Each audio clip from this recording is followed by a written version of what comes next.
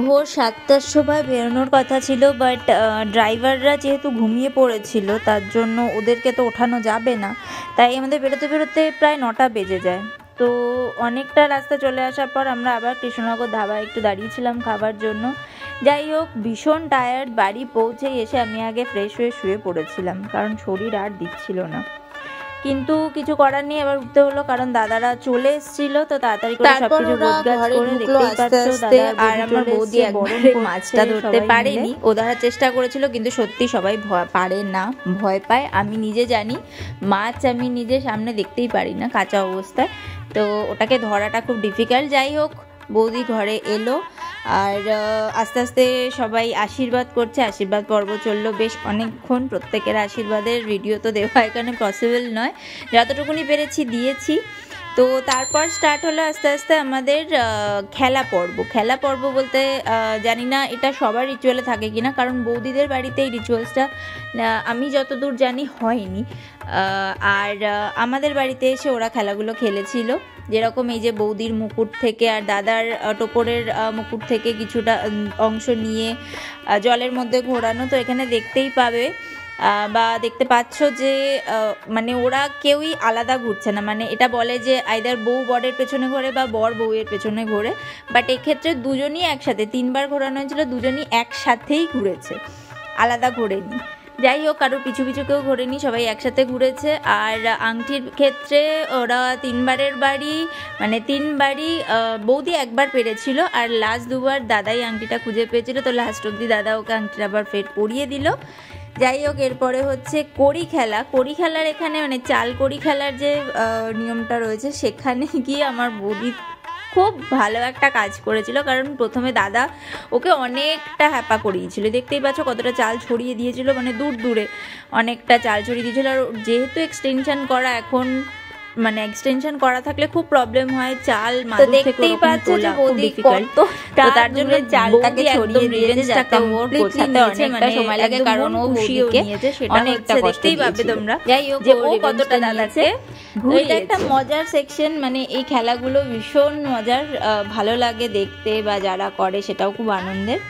তো সব শেষে সমস্ত রিচুয়ালস মিটে যাওয়ার পরে এবার আস্তে আস্তে আমরা আর একটা খেলা এখানে ছিল, এটা হচ্ছে কত আস্তে ধীরে সুস্থে ঘটের মধ্যে চাল আর কড়িটাকে বিনা আওয়াজে রাখা যায়। এটার মাধ্যমে বোঝানো হয় নাকি যে কত ধীরে সুস্থে শান্তিপূর্ণভাবে এরা সংসার করতে পারবে, এটা হচ্ছে তারই ইঙ্গিত। যে কত আস্তে ওরা ঢাকনাটা আটকাচ্ছে তার উপর ডিপেন্ড করে যে মানে সংসারে ওরা কম অশান্তি করবে না বেশি অশান্তি করবে। যাই হোক, এটা আমাদের পুরনো রিচুয়ালস, সবারই মজার রিচুয়ালস। তো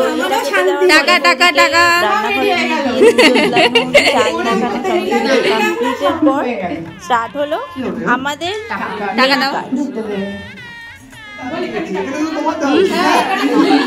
তুমি ঢুকছো, তুমি টাকা দেবে, ফোন পে আছে তোমার, ফোনটা দিয়ে দিই, তুমি ফোন পে করে দাও, ক্যাশ লাগবে না, ডিজিটাল। হ্যাঁ, কেউ কিউআর কোড দিয়ে দাও। ও মনা দেখো ধার দিতে পারি, দিদির ফোনটা দাও।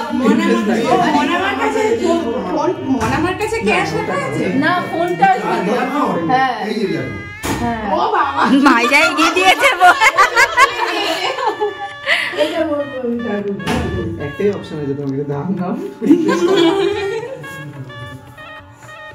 কজন আছি? 1 জন, 2 জন, 3 জন, 4 জন, 5 জন, 6 জন আছি। কমই লোক, খুবই কম আছে।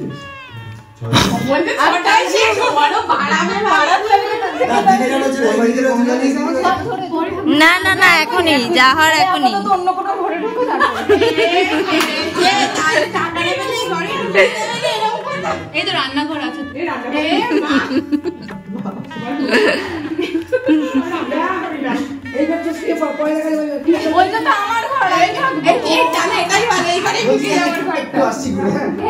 না না না, কেন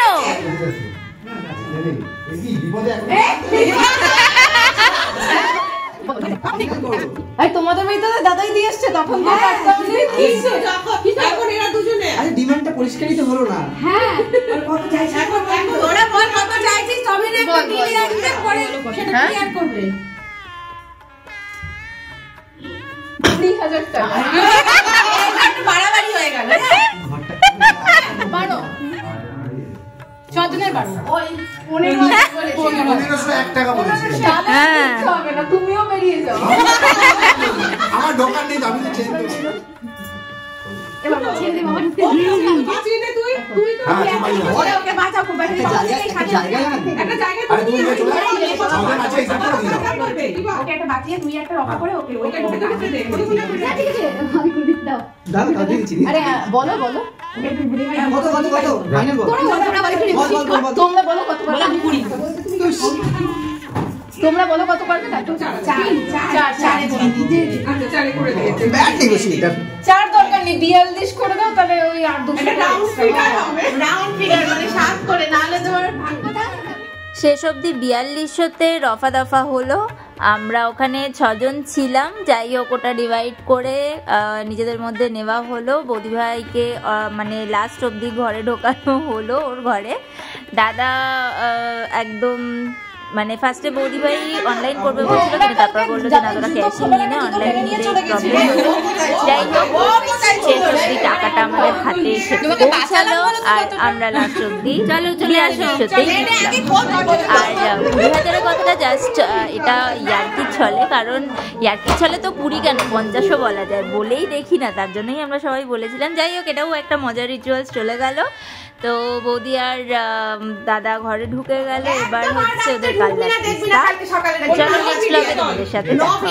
টাটা। ঠিক আছে দেখে নিচ্ছ দুজন দুজনকে, কাল রাত্রি শুরু। চলো।